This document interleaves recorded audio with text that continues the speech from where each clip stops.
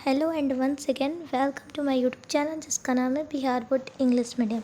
अगर आप इस चैनल पर नए हैं तो चैनल को सब्सक्राइब करें और बेल आइकन को प्रेस करें। और सेकेंडली अगर आप चैनल पर पुराने हैं तो आपका फिर से स्वागत है हमारे यूट्यूब चैनल पर बिहार बोर्ड इंग्लिश मीडियम। इसका काम है बिहार बोर्ड इंग्लिश मीडियम नाम है, तो इसका काम भी Bihar board English medium student के लिए है। ठीक है, तो जिनको नहीं पता उनको मैं बता दूँ, हम लोगों ने टेस्ट सीरीज़ कल इंशाल्लाह ताला कल हमारा जो टेस्ट सीरीज़ है उसका फर्स्ट आने वाला है और उसकी ट्रेलर मतलब समझ रहे हो, फिल्म की अभी ट्रेलर आदि आप लोगों को शॉर्ट वीडियोज़ में मिल जाएंगे। ठीक है, उसको अगर आपने नहीं देखा उस ट्रेलर को जाकर देखो, बहुत इंटरेस्टिंग ट्रेलर है।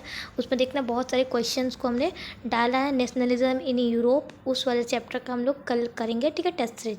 तो कल ये चैप्टर का वीडियो नहीं आएगा। अभी देखते हैं कितने टॉपिक्स बचे हुए हैं ये वीडियो में, तो देखते हैं अगर कल ख़त्म हो जाए, परसों ख़त्म हो जाएगा चैप्टर तो ठीक है। चैप्टर 4 देन चैप्टर 5 स्टार्ट करेंगे इकोनॉमिक के। ये सारे चैप्टर को ख़त्म करने के बाद सिलेबस को कवर करने के बाद ज़्यादा पीवाईक्यूज़ पे हम लोग ध्यान देंगे। और थोड़े सिलेबस को फास्टली हम इसलिए ख़त्म कर रहे हैं कि ऐसा कोई मत सोचना कि तो सिलेबस अभी कवर करा रही है, कोई दिक्कत नहीं है।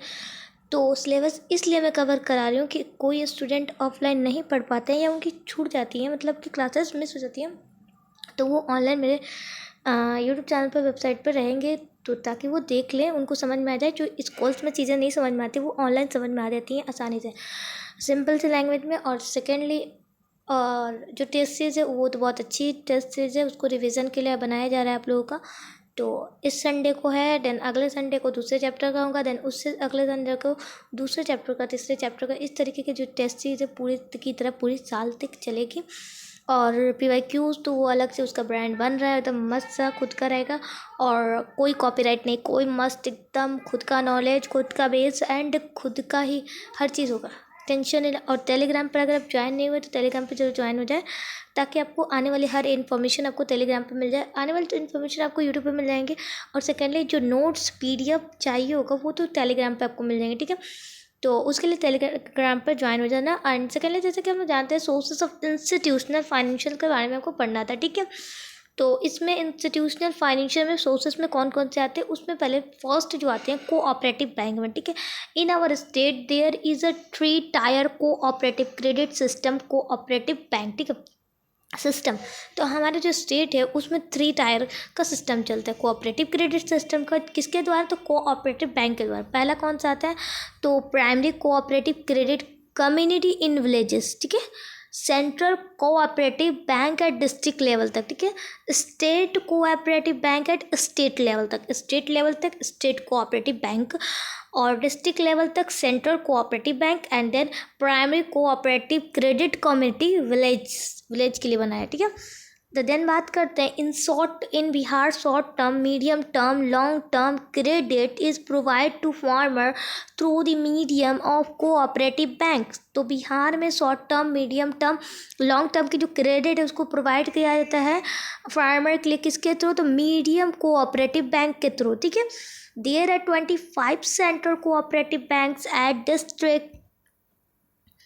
at district level, but the Bihar state cooperative function at state level. तो ठीक है, तो जो हमारे पास 25 सेंट्रल कोऑपरेटिव बैंक है लेकिन डिस्ट्रिक्ट लेवल तक, लेकिन बिहार हमारे स्टेट में कोऑपरेटिव बैंक के फंक्शन को स्टेट लेवल तक डिवाइड किया गया है। ठीक है, तो देन बात करते हैं सेकेंडली प्राइमरी कोऑपरेटिव सोसाइटी के बारे में। तो these are stable to meet the requirement of short term loan for agriculture sector. इसको स्टेबल इसलिए किया गया है कि ताकि जो एग्रीकल्चर सेक्टर्स के जो लोग हैं उनको एक शॉर्ट टर्म के लिए लोन को रिक्वायरमेंट कराया जा सके। एटलीस्ट 10% ऑफ अ विलेज और a place can form a primary credit society. तो जो 10% होंगे एक गांव के, और या एक जगह के एक प्राइमरी क्रेडिट सोसाइटी होंगे, उनको दिया जाएगा। This societies are known as primary agriculture cooperative society, PACS। तो कहने का मतलब है इसी सोसाइटी को हम लोग किसके नाम से जानते हैं? Primary agriculture cooperative society. ठीक है, this society advance loan for short period IO for 1 year. इसको एक शॉर्ट पीरियड के टाइम के लिए बनाया गया एडवांस लोन को, कितने के लिए? कम से कम 1 ईयर के लिए। ठीक है, but in a special situation this period can be extended to 3 years according to the 10th 5 year plan in Bihar, ठीक है। तो यहाँ कहने का मतलब है, लेकिन एक स्पेशल सिचुएशन अगर आती है तो इस पीरियड को कम से कम 3 ईयर के लिए एक्सटेंड किया जाता है according to 5 year plan. 5 year plan जो कि बिहार में है, और 6,845 primary cooperative agriculture credit society को फंक्शन किया जाता है बिहार में।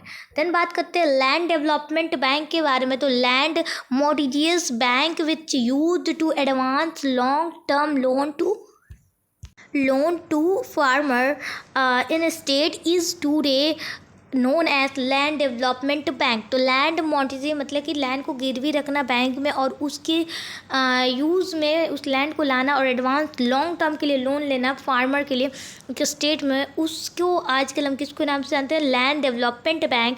This banks advantage long term loan to the farmer, और ये बैंक फार्मर को लॉन्ग टर्म के लिए लोन देता है स्टेबिलिटी डेवलपमेंट के लिए और इम्प्रूवमेंट ऑफ मोटराइज लैंड के लिए, ठीक है।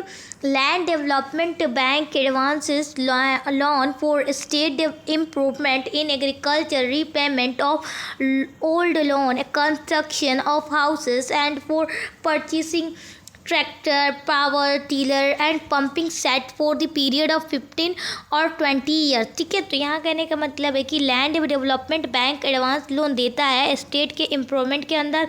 एग्रीकल्चर या तो रीपेमेंट आप कर दीजिए, पुराने लोग को देना, अगर आपको घर बनाना है, कंस्ट्रक्शन करना है घर का, या कुछ खरीदना है, ट्रैक्टर, पावर टीलर, ये सारी, ये पंपिंग सेट करना है, एक पीरियड 15 से 20 ईयर तक आपको देता है, ठीक है। Primary unit is known as cooperative agriculture and rural development bank. तो प्राइमरी यूनिट को हम लोग कोऑपरेटिव एग्रीकल्चर के नाम से जानते हैं, और development bank rural development bank, ठीक है, क्लियर हुआ। देन आगे बात करते हैं Bihar state land development bank function at state level which is also known as state cooperative agriculture and rural development bank. तो यहाँ कहने वाला कि जो बिहार स्टेट लैंड डेवलपमेंट की फंक्शन है उसको एक स्टेट लेवल तक फंक्शन किया जाता है, और इसको हम लोग क्या नाम से जानते हैं, स्टेट कोऑपरेटिव एग्रीकल्चर या रूरल डेवलपमेंट बैंक, ठीक है। देन आगे बात करते हैं कमर्शियल बैंक के बारे में। तो after the public control of the bank policy 1968 and nationalisation of bank in 1969, commercial banks started advancing larger quantity of loan to farmers in the country. Total number of banks and its branches have increased in Bihar, and their contributions to the agriculture sector through credit or loan is explained below as follow. तो कहने का मतलब है जब public control के बाद जो bank policy 1968 और नेशनलिस्ट बैंक थे 1969, जो कि कमर्शियल बैंक के एडवांसिंग लार्जर क्वांटिटी में ज़्यादा मात्रा में मतलब लोन को दिया जाता था फार्मर को एक देश में हुआ था, कमर्शियल बैंक उसको कहते हैं। और जो टोटल नंबर ऑफ बैंक्स हैं उनके ब्रांचेस है वो बिहार में बहुत ज़्यादा बढ़ा दिया गया था, और उनके कंट्रीब्यूशन भी एग्रीकल्चर सेक्टर के साथ साथ, ठीक है। और क्रेडिट और लोन के थ्रू आप नीचे समझ सकते हैं, ठीक है। 1 second. Agriculture credit in Bihar bye commercial, मतलब कि एग्रीकल्चर के ऊपर जो क्रेडिट है बिहार में वो कमर्शियल बैंक के थ्रू कुछ इस तरीके से समझते हैं। देखो 1972 में, ठीक है, कितने रुपीज़ थे बिहार का, 7.30 करोड़, एंड 1919 के लेकर 1991 के बीच में 181 करोड़ रुपीज़, ठीक है। और 1995 से लेकर 1996 से 242 करोड़, एंड 2001 के हिसाब से अगर हम देखें तो 548 करोड़, ठीक है, क्लियर। देन बात करते हैं ये reserve bank of India and state focus paper के ऊपर 2002 और 2003 के ऊपर बनाया गया, ठीक है। तो यहाँ बात करते हैं also farmers are provided the credit facility by commercial banks in the state but is not sufficient according to the need. तो फार्मर को क्रेडिट को प्रोवाइड किया जाए, क्रेडिट फैसिलिटी को प्रोवाइड कराता है लोग कमर्शियल बैंक के थ्रू स्टेट में, ठीक है, लेकिन ये एक ज़रूरत के मुताबिक सफिशिएंट नहीं था। इस वजह से इन 2000 से लेकर 2021 के ओनली 44% एस्टिमेटेड एग्रीकल्चर क्रेडिट को एडवांस दिया गया। There is requirement of more than 700 crore of agriculture credit, और लेकिन रिक्वायरमेंट 700 करोड़ से ऊपर की थी एग्रीकल्चर क्रेडिट के लिए, लेकिन अवेलेबल कितने कराए गए थे, 548 करोड़ ओनली, ठीक है। अवेलेबल कितने कराए गए थे? 548 करोड़। और रिक्वायरमेंट मांग कितनी की गई थी? 700 करोड़, ठीक है। क्लियर हुआ? यहाँ पर देखो और यहाँ पर देखो। देन आगे हम लोग बात करते हैं रीजनल रूरल बैंक के बारे में। तो इन 1917, ठीक है, 1917 में regional rural bank was establish to meet the need of small and regional farmers, artisans and people of weaker classes। तो 1975 रीजनल रूरल बैंक को एस्टेब्लिश किया गया था एक स्मॉल और रीजनल फार्मर के नीड को पूरा करने के लिए, या एक आर्टिसियन या बहुत वीकर क्लास के जो लोग थे, कमज़ोर, उनके लिए।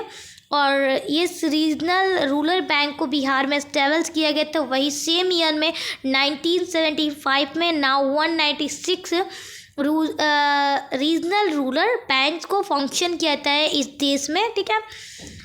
Brief account of credit sanction bye regional rural banks in India in Bihar in the past years is mention below. और जो पिछले साल की जो रूरल पिछले साल की जो रूरल है रीजनल रूरल बैंक की मेंशन किया गया है उसके अकाउंट के बारे में। तो आइए बात करते हैं क्रेडिट के बारे में। तो इधर डिस्कस करते हैं मार्च 1992 में तो कितने रुपीज़ थे? तो 43276, ठीक है, करोड़। और मार्च 1996 में 6,600,360, ठीक है। और मार्च 2001 में 10,79,040। और ये रिपोर्ट को इम्प्रूवमेंट किया गया था रीजनल रूरल बैंक के लिए। और 1976 इंडिया के गवर्नमेंट फाइनेंशियल डिपार्टमेंट ने इसको रिलीज़ किया था जून 2022 में। देन आगे बात करते हैं। इससे हमें ये क्लियर होता है ऊपर वाले टेबल से कि जो अमाउंट है वो एडवांस लोन की रीजनल रूरल बैंक में स्टेट के लिए वो बढ़ाया गया था, इंक्रीज कराया गया था, clear. Even then they are unsuccessful in the meetings और the needs of small and marginal farmer. लेकिन इतने करने के बावजूद भी वो सफल नहीं हो पाए और जो नीड्स थे स्मॉल मार्जिनल फार्मर की वो ना हो पाई, ठीक है। अब बात करते हैं नवाडा की। तो नवाडा का पहले फुल फॉर्म देखते हैं, ठीक है। National agriculture and rural development bank is the top most institute for refining of agriculture and rural development of the country.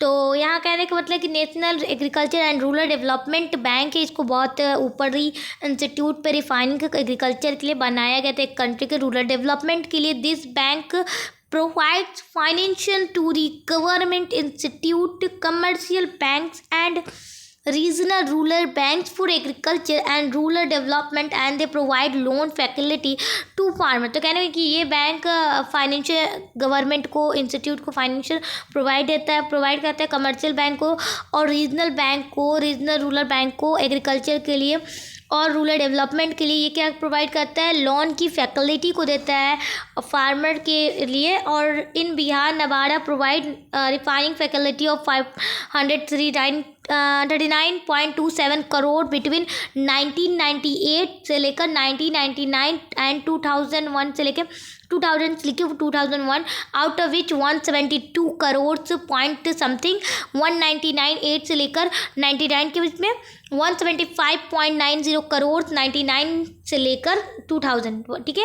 And 191.07 crore 2001 से लेकर वह प्रोवाइड किया गया था, ठीक है। तो कहने का मतलब है हमारे पास कि नवाडा फैसिलिटी जो बिहार में है 1958 से लेके 2001 के बीच में कितने फैसिलिटी को दिया था, लोन को प्रोवाइड कराया था 539.27 करोड़, ठीक है। और उसके आउट ऑफ विच 122.30 करोड़ 1998 से लेकर 1999 तक प्रोवाइड हुआ था, ठीक है, उसके बीच में। और 175 करोड़ जो रुपीज़ थे वो 19 से बीच में लेकर 2000 के बीच में प्रोवाइड कराया गया था। और 191.07 करोड़ 2000 से लेकर 2001 को प्रोवाइड कराया गया था, क्लियर। देन आगे बात करते हैं हम लोग। Besides this in Bihar government provide credit facility in special situation, for example after some natural disaster like earthquake, flood, famine, etc. and credit facility is provided to people of small poor villages on a small scale which is increasing rapidly. तो इसके पीछे बिहार में जब government provide करती है credit facility किसके situation में, एक जैसे लिखते हैं कुछ नेचुरल डिजास्टर हो जाता है, लाइक लाइक अर्थ क्वैक, ठीक है, या बाढ़ आ जाना या सुखाड़ आ जाना, ये सारी चीज़ों में क्या कराया जाता है, क्रेडिट फैसिलिटी को प्रोवाइड किया जाता है गरीब लोगों के, गरीब स्मॉल स्केल जो विलेज के लोग होते हैं, ठीक है, उनको प्रोवाइड कराया जाता है।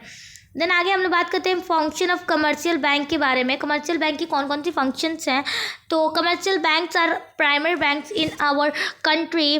There are many integral part of economy. Whenever the term bank is used without any object, it continues to the commercial banks because of its importance. In fact, commercial banks serve the society through performing various activities. commercial bank एक primary bank होती है एक देश का, और इसमें इंटरग्ले part होती है इकोनॉमिक के ऊपर, जबकि बैंक के टर्म में इस वर्ड को यूज़ किया जाता है कोई भी ऑब्जेक्ट के ऊपर। It can not commercial bank because of its importance, इसका कुछ एक का इम्पॉर्टेंट है।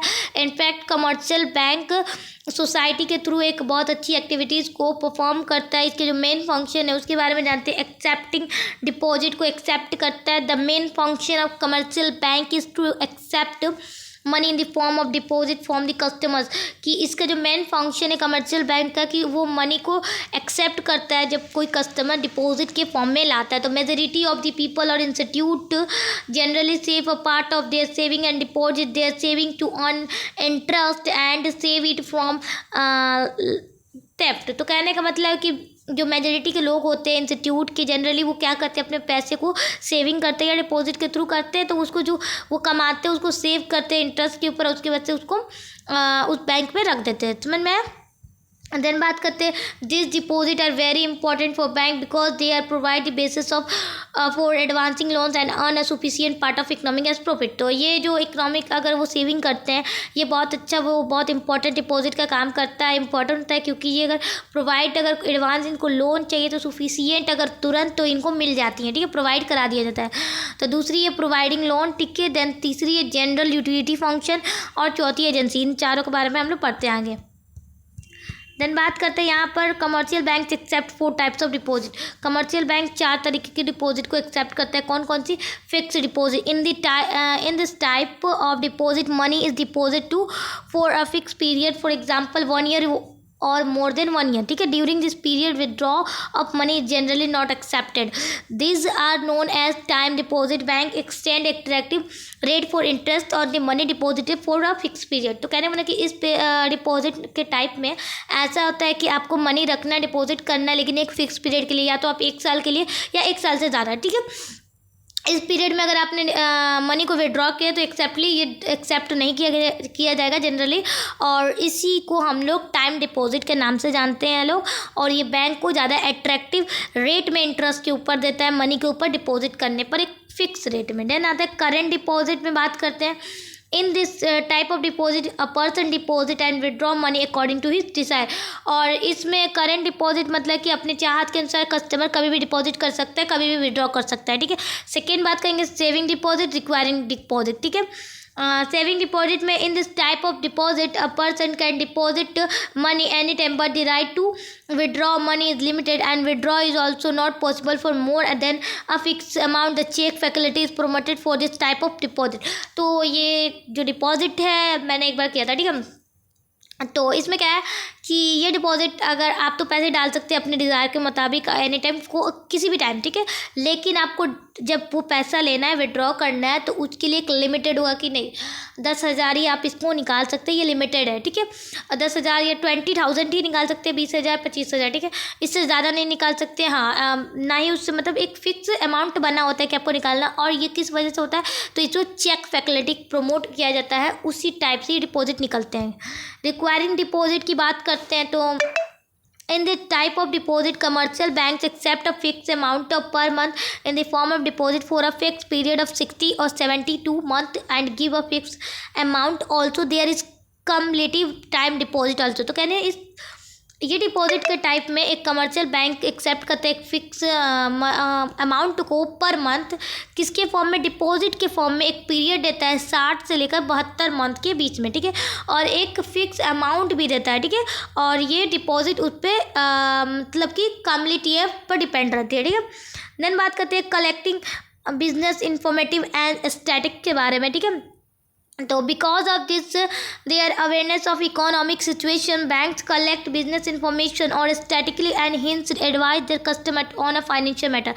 तो अवेयरनेस जो इकोनॉमिक सिचुएशन में बैंक प्रोवाइड कराती है, तो बैंक कलेक्ट करती है बिजनेस इंफॉर्मेशन को और स्टैटिक को, इससे वो आगे जाके जो कस्टमर है उसको फाइनेंशियल मैटर के हिसाब से एडवाइस दे सके। ठीक है, एजेंसी फंक्शन की बात करेंगे। Today commercial bank serve as a agent of its customer under agency function. तो कहने का मतलब है जो कमर्शियल बैंक है उसको एक एजेंट के थ्रू, एजेंट की तरह कस्टमर को लिया जाता है एजेंसी फंक्शन में। पहला कलेक्शन ऑफ चेक, ठीक है, बिल्स या ड्राफ्ट, इसकी वजह से या तो चेक, बिल्स या ड्राफ्ट के। बी डिस्ट्रीब्यूशन ऑफ इंटरेस्ट और प्रॉफिट, की इंटरेस्ट को डिस्ट्रीब्यूट करना है कलेक्शन करके और प्रॉफिट को। ठीक है, कलेक्शन और रीपेमेंट की, जो लोन को रीपेमेंट करना है किस तरीके से, इंस्टॉलमेंट ऑफ लोन्स या इंश्योरेंस प्राइमिंग। ठीक है, और जो एक्सचेंजेस ऑफ सिक्योरिटीज़ हैं, मतलब कि सिक्योरिटीज़ के एक्सचेंज करना या ट्रांसफ़र, जो फंड का ट्रांसफ़र करना है ड्राफ्ट या पोस्ट के, तो ये सारी एक्टिविटीज़ इसमें परफॉर्म होती है। ठीक है, cooperation and it's rule in the development of state की बात मतलब के बारे में बात करेंगे, इसके रूल क्या है डेवलपमेंट में। तो कोऑपरेशन की बात करेंगे तो during the last century cooperation was started for the upliftment of poor and weaker section of the society. कहने वाले गरीब लोगों के लिए बना था और एक कमज़ोर सेक्शंस के लिए लास्ट सेंचुरी में इसको बनाया गया था। इसकी मीनिंग क्या होती है, कोऑपरेशन मतलब कि हम साथ में वर्क करेंगे। ठीक है, बट इन इकोनॉमिक्स में इसका मतलब होता है कि एक वाइडर मीनिंग आता है। ठीक है, कोऑपरेशन एक संगठन है जिसके थ्रू दो या दो से ज़्यादा पर्सन क्या करेंगे, उनके अकॉर्डिंग, अपने ख्वाहिश के अकॉर्डिंग एक मिड इकोनॉमिक इंटरेस्ट बनाएंगे जनरल लेवल तक, और वो कोऑपरेशन एक इकोनॉमिक सिस्टम में आएगा जो कि लोगों को एक साथ काम करने के लिए फुलफिलमेंट करेगा अपनी ख्वाहिश और अपने इकोनॉमिक ऑब्जेक्ट के थ्रू। ठीक है, और जो इसका प्रिंसिपल होंगे कोऑपरेशन के एक्सप्लेन कि जो पुअर और पावरलेस पीपल होंगे वो एक साथ काम करेंगे। ठीक है, और उनकी जो सारी फिजिकल एडवांटेज होंगी या हैप्पीनेस होंगी ये एक ट्रेडिंग पार्टनरशिप में बटेंगी, और which rich and healthy wealthy person usually get and they can, इस तरीके से वो डेवलप हो सकते हैं मॉडली। ठीक है, और अचीवमेंट उनकी जो होगी हाई डेवलपमेंट होगी और उनकी प्रोस्पेरिटी होगी बहुत ज़्यादा होंगी, और उनकी एक्सेप्टेड होंगी चीज़ें वो कोऑपरेशन के बेसिस पे होंगी इनसुफिशियंटली। ठीक है, एग्रीकल्चर और प्रॉस्पेरस लाइफ पॉसिबल हो सकता है। लास्टली इसके प्रिंसिपल जो होंगे all for each and each for all. तो कहने का मतलब है हम सब के लिए हम हैं, मतलब कि हमारे लिए ऑल फॉर ईच और ईच फॉर ऑल। ठीक है, देन आगे बात करते हैं हम लोग इम्पॉर्टेंट एलिमेंट के बारे में। There are 3 basic principle of cooperation, 3 basic principles हैं कोऑपरेशन की। फर्स्टली जो मेंबरशिप होंगे ऑर्गेनाइजेशन के वो ऑप्शनल होंगे। ठीक है, जो संगठन के मेंबरशिप्स होंगे वो ऑप्शनल होंगे, और पीपल जो है जनरली क्या बनेंगे, मेंबरशिप बनेंगे, मेंबर्स बनेंगे अपने ही संगठन के, किसके अकॉर्डिंग, अपने ख्वाहिश के अकॉर्डिंग, डिज़ायर के अकॉर्डिंग, और उनके पास कोई एक्सटर्नल प्रेशर नहीं होगा या बाइंडिंग नहीं लगा होगा। सेकेंडली जो मैनेजमेंट होगा, कंडक्शन होगा, ये डेमोक्रेटिक होगा, और इनके साथ कोई भी नो डिस्क्रिमिनेशन नहीं होगा, भेदभाव नहीं होगा इनके मेंबर के साथ या कोई कैपिटली की वजह से, बिकॉज ऑफ कैपिटल स्टेट्स की वजह से कोई भी बेसिस पे इनके साथ डिस्क्रिमिनेशन होगा, जो कि जो ट्रेटेड इक्वली चीज़ें है वो सेम राइट पे अपॉर्चुनिटी के साथ चलेगा सबके साथ। और थर्डली इंक्लूड किया जाता है मोरल और सोशल एलिमेंट को, जो कि इकोनॉमिक डेवलपमेंट के ऊपर होगा। इसके फंक्शन सिर्फ इतना नहीं होगा कि अर्निंग प्रॉफिट, ऑल्सो क्या होगा इंटरेस्ट के ऊपर जो मेंबर होंगे उनकी मोरल सोशल एस्पेक्ट कैसी है उसके ऊपर होगा, और इनकी ऑब्जेक्ट ऐसा नहीं कि रिच एक्सप्लेटिंग के ऊपर होगा, इंस्टेंट प्रॉफिट और इकोनॉमिक प्रोस्पेरिटी के लोगों के ऊपर होगा। समझ में आया। और ग्रुप्स ऑफ जो लोग हैं जो सेल्फ हेल्प करते हैं खुद के म्यूचुअल कॉपरेशन, उनके ऊपर ये चीज़ें निर्भर होंगी। अब बात करते हैं कि इंपॉर्टेंस क्या है कोऑपरेशन की इंडिया में हमारे। At the beginning of the last century की शुरुआत में जो इम्पेसिस दिए गए थे हमारे इस्टेब्लिशमेंट ऑफ कोऑपरेटिव सोसाइटी, लोगों के लिए, गरीब लोगों के लिए, कमज़ोर लोगों के सेक्शन में, तो उनके लिए ये क्या बोलते हैं, लोन को अवेलेबल कराया गया था एक बहुत ज़्यादा कम रेट, इंटरेस्ट के रेट में, चीपर मतलब बहुत कम रेट ऑफ इंटरेस्ट दिया गया था।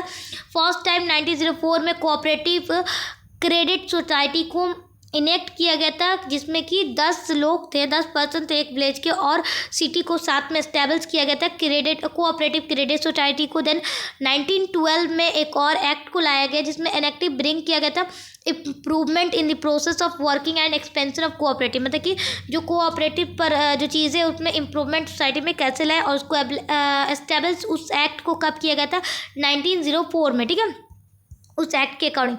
तो according to this new act provision, और ये नया जो एक्ट आया था प्रोविजन के अकॉर्डिंग अगर हम बात करते हैं तो इसको एस्टेब्लिशमेंट कोऑपरेटिव सोसाइटी को अपनी ख्वाहिश को पूरी करना, अदर ऑब्जेक्ट या अदर देन लोन या एस्टेब्लिशमेंट ऑफ सेंट्रल ऑर्गेनाइजेशन को रखना प्राइमरी सोसाइटीज़ में इमीडिएटली। और 1914 में मैकलेगन कम्युनिटी को बनाया गया, एक अपॉइंट किया गया एवोल्यूशन के थ्रू उसके प्रोग्रेस में, और डिटरमाइन किए गए फ्रेमवर्क में उसके फ्यूचर डेवलपमेंट के लिए। इन 1919 में अकॉर्डिंग टू पॉलिटिकल रिफॉर्म, 1919 में पॉलिटिकल रिफॉर्म के थ्रू कोऑपरेशन को एक ट्रांसफ़र किया गया किसके सब्जेक्ट में, प्रोविजन गवर्नमेंट के। सो उसके जो एडमिनिस्ट्रेशन थे लैंड के जो लोग थे वो सरकार ने एडमिनिस्ट्रेट कर लिया, ठीक है।